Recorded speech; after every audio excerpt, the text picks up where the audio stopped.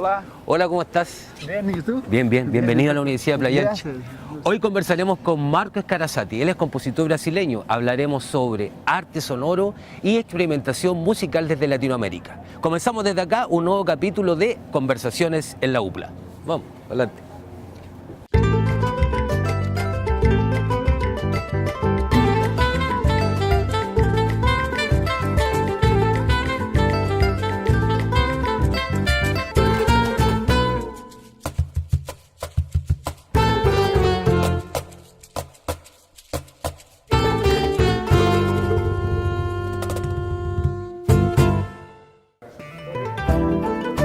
Y tú estudiaste en Sao Paulo. Sí, sí, en Ica, en mi ciudad, que es Campinas, que es en interior de São Paulo. Bien, bienvenido. Oh, gracias. Esta es la biblioteca de la Universidad de Playa Ancha, la biblioteca central, y aquí vamos a hacer esta conversación en la UPLA. Vamos a hablar sobre arte sonoro, como señalábamos, pero también sobre estas nuevas formas de experimentación. Sí. Marco, queríamos partir conversando contigo. ¿Cómo tú defines el tema del arte sonoro? Porque no solamente la música que uno entiende, sino que hay otros elementos también de la naturaleza, de lo cotidiano, la cotidianidad del territorio. ¿Cómo se define este arte sonoro para ti? Sí, bueno, arte sonoro es una aproximación entre los límites de la música con las artes visuales y en que se tiene el sonido y la propia música como un signo. Entonces, muchas veces, como nosotros en nuestra percepción, los sentidos están misturados por la piel. Cuando escuchamos una música, creamos imágenes. Cuando vemos una pantalla, podemos escuchar un sonido como esta, que hay una caja. Entonces los sentidos están misturados y la arte sonora surge como primero en las artes visuales, como una propuesta de se pensar el signo sonoro como un signo plástico, como un signo visual, y al mismo tiempo dentro de un campo de la experimentación sonora dentro de la música. Entonces es una área que, aunque es reivindicada por cada una de estas dos áreas, es una área potente y incluyente. Entonces yo hoy tengo preferido hablar más que yo soy un artista sonoro do que propiamente un músico, aunque sea un músico, pero pienso que la arte sonora es más inclusiva y incluye la propia música. En cuanto la música, muchas veces hay una expectativa de un repertorio, de algo que las tradiciones se encaminan para llegar hoy, y como definiciones muy estrictas, muy cerradas. Marco, para poder entender un poco cómo se junta esta música con estos elementos, ¿algún ejemplo? ¿Qué elementos tú recuperas como de lo cotidiano, de la naturaleza, y que forma parte de este arte sonoro? Sí, bueno, yo voy a dar un ejemplo que cuando yo llegué a Belo Horizonte, que es la ciudad que vivo hoy, escuché una vez caminando por las calles el sonido de un río, pero no había un río. Y cuando me deparo con una grade, veo abajo un río. Y veo que en toda la ciudad habían ríos. Desde entonces comencé a grabar esos sonidos. Ahora, ¿son sonidos naturales? Sí, son sonidos naturales, pero también podemos pensar que es el sonido de un prisionero, de alguien que vive en la ciudad, pero está alejado de ella, porque no puede convivir. Entonces, yo pegué estos cantos, consideré este sonido como un canto de exilio, un canto de un prisionero. Hay también la situación en que yo camino y encuentro un material con una caja, Una caja de... una caja de madera. Y al mirar esta caja, yo inmediatamente pensé que podría se cambiar y ser un instrumento musical, ¿por qué no? Porque los instrumentos deben ser siempre estos instrumentos de la historia de la música. Es como volver a lo primitivo, ¿no? Cuando se empiezan a Sí, confeccionar estos primeros sí. instrumentos a base de materiales que estaban en la naturaleza Sí. disponibles para el hombre. Como un pensamiento que Lévi-Strauss dice que crea una separación, una diferenciación entre el pensamiento ingeniero y el pensamiento bricoleur propio de los pueblos amerindios, que es de la colecta, de la junción de fragmentos para se componer algo otro.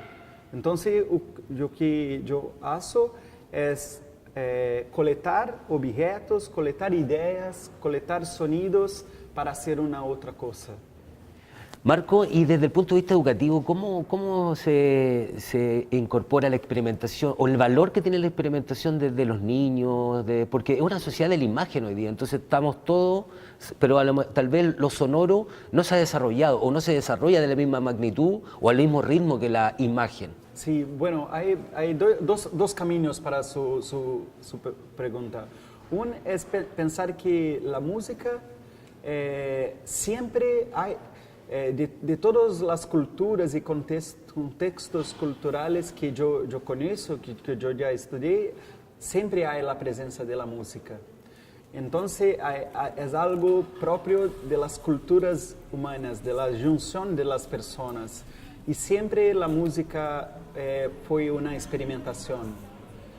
Mesmo quando havia uma imitação de sonidos misteriosos, de sonidos da natureza, havia sempre uma experimentação. E que isso se perde com a ideia de um cânone, que deve se reproduzir, deve se sempre se manter. E isso muitas vezes cria uma separação que algumas pessoas podem fazer músicas, algumas pessoas são competentes para fazer música e a música como algo sacro. Agora, eu penso que a música deve ser algo cotidiano, algo próprio de las relações. Então, quando penso em los niños, penso que la accesibilidad de instrumentos como jueves, como algo que se puede jugar. Sí, claro, algo tranquilamente, en lo cotidiano, en el día a sí, día. para que la práctica del cotidiano pueda cambiar el propio cotidiano, como si lo ordinario se transformase en extraordinario. Y también hoy nosotros estamos inmersos en una sociedad, sí, como tú hablaste, de imágenes, en que los sonidos están muy banalizados, los sonidos muy iniciales, como el sonido del smartphone, claro. El sonido del campanilla, el sonido... Es como un sonido hegemónico, ¿no? Que hay un discurso único a nivel mundial de estos sonidos que en el fondo hacen que se construyan sonidos hegemónicos. Sí, y que solamente trabaja en una dimensión de todo lo sentido de la escucha, que es de índice. Tocó un teléfono, el teléfono, claro. pasó un carro. Y hay otras dimensiones de la escucha, semánticas, reducidas, da calidad del propio sonido. Y también una cosa que muchas veces pensamos que la música que los sonidos del ambiente no son una música. Importante, claro. Pero cuando yo trabajo mi escucha y elijo, escolho el sonido que yo quiero escuchar, yo estoy intentando, entonces estoy haciendo música. Yo pienso que la escucha es nuestro primer instrumento, no la voz, la escucha.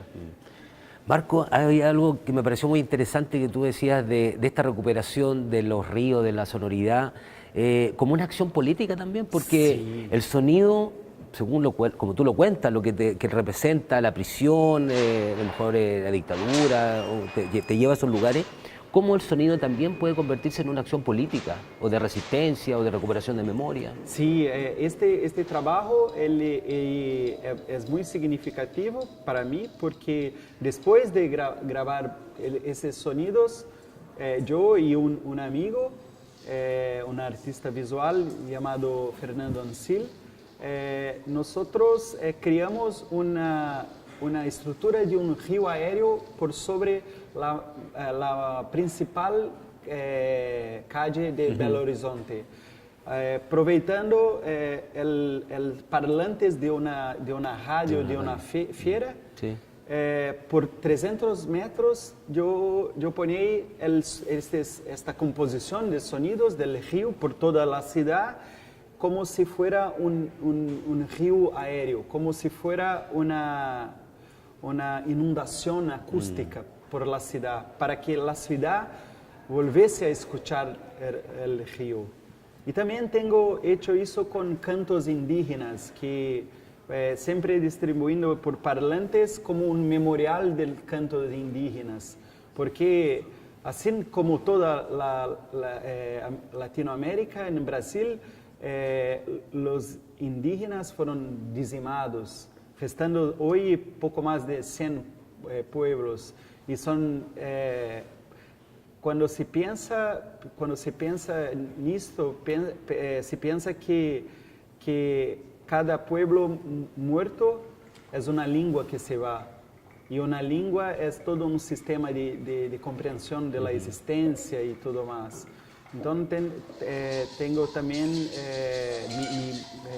esto me convoca, né, a hacer algo para llamar esa atención. Porque imagina una América del Sur con más de 1000 lenguas y hoy tenemos que trabajar en una esfera de dos lenguas oficiales y que tampoco no son nuestras lenguas. Nuestros lenguajes. Claro. Y cuando en realidad en América del Sur se decía mucho más de 3.000 lenguas, más de 5.000 lenguas. Entonces es una complejidad muy propia nuestra y que un trabajo artístico puede llamar la atención como un memorial de cantos que ya no existen. Bien, queremos agradecerte, Marco, por acompañarnos acá en Conversaciones en la UPLA. Queremos invitarlo a las personas que nos están viendo en sus casas que conozcamos una experiencia de otro artista que se encuentran visitando nuestra ciudad. Y regresamos con otro interesante invitado. Gracias, Marco. Gracias.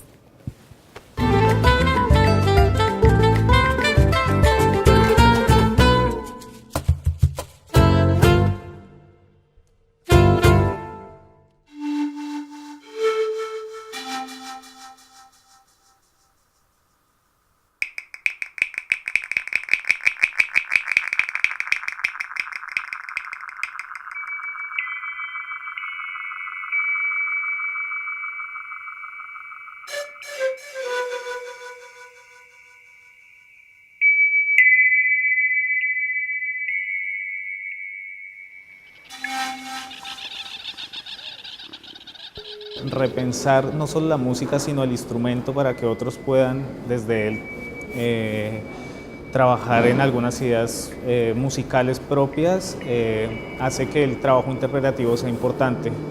Entonces el conocer el instrumento no solo desde lo clásico y la técnica clásica, sino también estar al tanto de las nuevas técnicas, ya sea interviniendo el instrumento con tecnología o con estas mismas técnicas, pero revalorándolas. Me parece que es algo que puede aportar mucho a los nuevos lenguajes latinoamericanos. El diálogo que hay es el del sonido del instrumento puro un sonido muy cuidado, muy clásico, que trata de dialogar con sonidos muy concretos, con sonidos de la ciudad, con sonidos que no están procesados en general, pero en lugar de tener otro instrumento acústico tenemos uno electrónico. Entonces, en realidad, lo interesante aquí de esta pieza es el diálogo que puede haber entre dos, digamos, sonidos o elementos sonoros tan disímiles, pero que pueden charlar, como puede charlar una guitarra y un violín, o una guitarra y una flauta.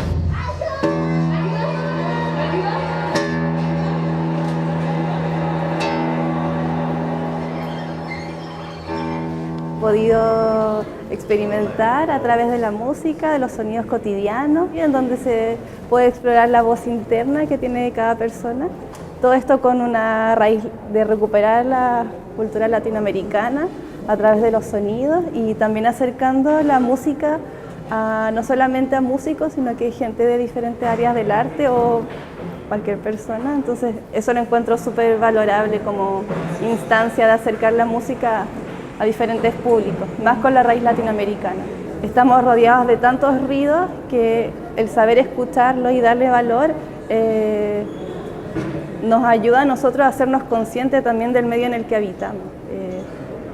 Estamos tan acostumbrados a escuchar música de otros lados y darse cuenta que acá también hay sonidos de nuestro cotidiano y de nuestra cultura que son hermosos y tienen un potencial con la tecnología también de crear música nueva.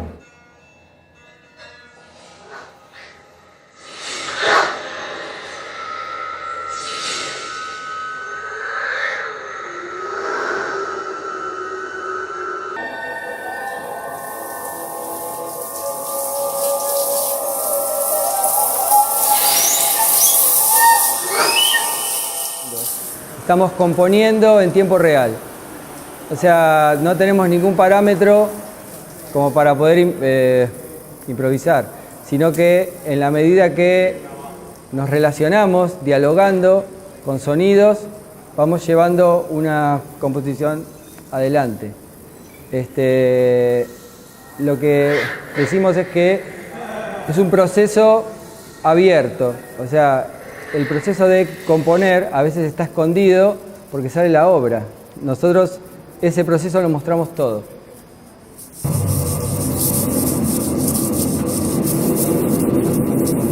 Nosotros pensamos que al tocar estamos componiendo. Los sonidos los vamos encontrando en la medida que vamos avanzando con cada uno de los sets. O sea, que se combinen instrumentos acústicos con eléctricos o electrónicos es una necesidad de cada uno. No hay algo impuesto desde antes, de que queremos fusionar.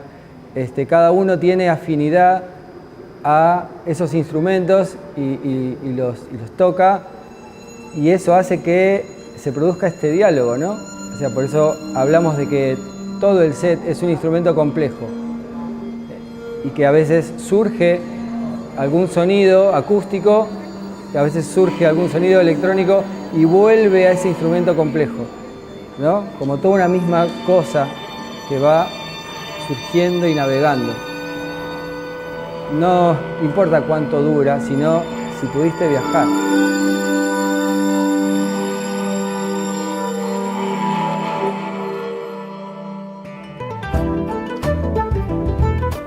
Hola, ¿cómo estás? Bienvenida a la Universidad de Playa Ancha. Bueno, muchas gracias. Conversaremos con Mariela Cusa, ella es cantautora argentina, en este segundo bloque de Conversaciones en la UPLA. Adelante. Mariela, y en este ejercicio de tu vida en Buenos Aires, y de ahí ahí trabajas directamente. Sí, trabajo en Buenos Aires. Bueno, bienvenida aquí Este es nuestra biblioteca, la biblioteca de la Casa Central de la Universidad de Playa Ancha, y aquí vamos a hacer esta segunda parte de Conversaciones en la UPLA. conversamos con nuestra invitada internacional, ella es Mariela Cuso de Argentina, cantautora, y vamos a hablar sobre básicamente de cómo se recuperan estas raíces, cómo se recuperan estos elementos propios, lo originario. ¿Qué valor le das tú a la música, al origen, a las lenguas, a nuestro pueblo originario? Y me parece que es importante porque lo originario sacamos las lenguas, o yo busco desde las lenguas recuperar sonidos que sigan construyendo la identidad, digamos, que muchas veces está perdida en Buenos Aires, que es una ciudad súper urbana, pero con un montón de comunidades conviviendo, como en todas las urbes, y me parecía necesario como con todas esas convivencias, no solamente tomar lo que nos dan como identidad de los medios, sino también poder reencontrarse, hacer una búsqueda y conectarse con las raíces. Y por eso la búsqueda de las lenguas, que es eso, me llamó mucho la atención el quechua, los sonidos que proponen otras sonoridades. Y en ese ámbito, Mariela, ¿cuáles son estos sonidos que te encuentras?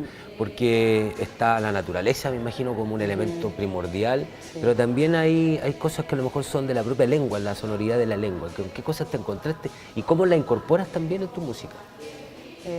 Con la naturaleza, los pájaros tienen una presencia importante en lo que vengo haciendo, que probando en esta búsqueda de sonidos, de tratar de generar algo diferente en los sonidos de las canciones que venía haciendo, me voy encontrando con pájaros. Y como me resuena muy fuerte, también me lleva a pesar de estar en ciudad, la presencia de los pájaros te conecta así a la naturaleza en el medio de los edificios, ¿no? Y entonces eso me pareció muy fuerte y me gustó volver a pasar por ahí y seguir buscando. Eso en cuanto a la naturaleza, y que está presente en diferentes canciones, y vuelvo, y ahora encontré un trabajo de una antropóloga argentina, que es antropóloga y música, que ella dice que también, como todos los pueblos, evocan la naturaleza o buscan en la naturaleza para comprender el mundo, ¿no? Es como que uno necesita esa conexión. Estemos en el contexto que estemos, necesitamos esa conexión, hay algo que nos llama a eso. Y ella le transmitieron unos cantos de animales. Y bueno, y cada animal, ella recopiló un canto, como una gestualidad sonora de cada animal. Bueno, lo tomé y ahí hay, un poco está en chiriguano, que es una lengua de Salta, de una de las etnias también, en pequeñas regiones un poco, como ya comentaban, hay muchas lenguas en realidad conviviendo, aunque la que más se escucha siempre es el castellano digamos, en los ámbitos de educación, en el común, pero hay muchas personas que son bilingües. Bueno, ahí en Salta hay estas lenguas, está el chiriguano, como también está el guaraní, mucha gente habla guaraní, es bilingüe, guaraní-castellano. Y del chiriguano saqué todos estos sonidos de animales que lo escuché en ese canto, que eran el canto de la rana, del avestruz, de un oso, y ya son musicales, proponen ya un sentido sonoro para armar algo. No sé si respondo a tu pregunta, pero... Claro que sí, Mariela. Pero Mariela, ¿cuál es la acción política que hay detrás también? Porque rescatar los pueblos originarios en una sociedad, en nuestros países, que oprimen a los pueblos originarios, que no los recuperan, que no hay identidad, que no hay memoria. ¿Cómo se convierte esta recuperación también en una acción política de resistencia a partir de la música? ¿Cuál es el valor que tiene eso para ti? Y yo creo que rearmando obra con estos elementos, con estos materiales, como me identifico yo, y yo también construyo mi identidad a partir de eso y busco crear o partir de eso y encuentro sentido en eso, también escucho que otros, sin hacer un análisis de lo que es, se conectan desde el sonido con eso y por ahí la propuesta es desde ahí, recuperar desde el sonido esa empatía con algo y después conectarlo con que es parte de nuestras raíces.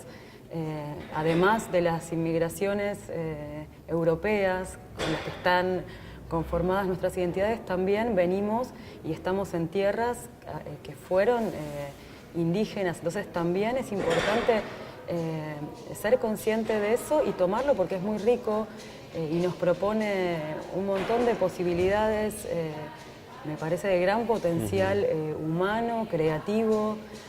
Entonces me parece que también generando obra, tomándolo, no dejándolo que quede ahí perdido, sino pudiéndolo manipular con respeto, obviamente. Se puede seguir como continuando esa, digamos, que no se pierda la línea, que no se corte, que no quede en un espacio perdido, sino continuar alguna línea de conexión con eso.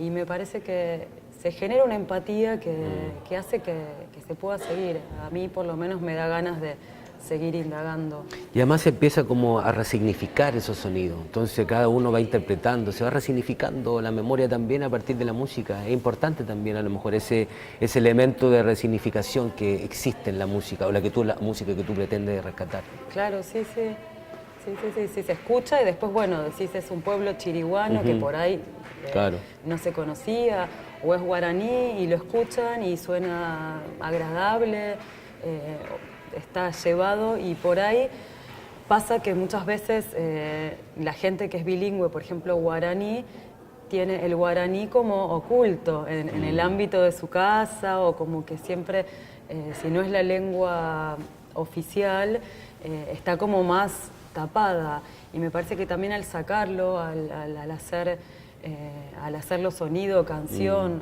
al traerlo, al llevarlo, se vuelve a encontrar y se vuelve a valorar para la gente que lo habla y para la gente que no lo habla también, que lo desconoce y con la cual convivimos.